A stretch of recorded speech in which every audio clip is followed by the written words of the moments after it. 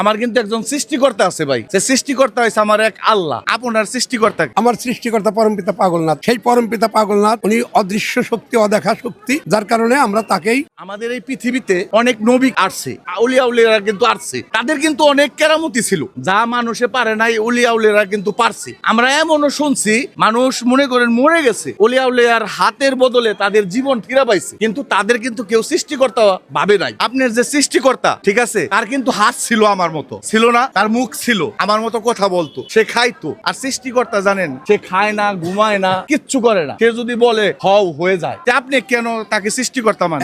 এখানে একটা কথা, পৃথিবীর যত কিছু সৃষ্টি, সেই সৃষ্টিকর্তার অংশটাকে আপনি মানেন? হ্যাঁ, না। যত আত্মা পৃথিবীতে, যত জীব তত শিব। শুনেন, যত আমি কল্যাণ, একটা তত কথা আল্লাহ। বলি চাচা, পাগলনাথ একজন মানুষ, একজনের ঘরে জন্ম হয়েছে, কিন্তু তাই বুঝা যে আমরা তার সৃষ্টিকর্তা মানবো, এটা আমি মেনে নিতে পারি না।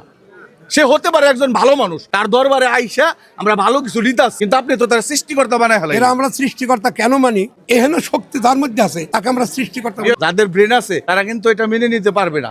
সৃষ্টিকর্তা একজনই হতে পারে, আল্লাহর ওলি, গাউস, কুতুব, তাদের আল্লাহ একটা আধ্যাত্মিক শক্তি দিছে, তাদের মাধ্যমে মানব সেবা হয়, কিন্তু কাউকে সৃষ্টিকর্তা আমরা মেনে নিতে পারি না। চাচা, যদি ধান্দাবাজি দুকাই করে আন্দাজে সাধন করেন তাইলে তো হবে না।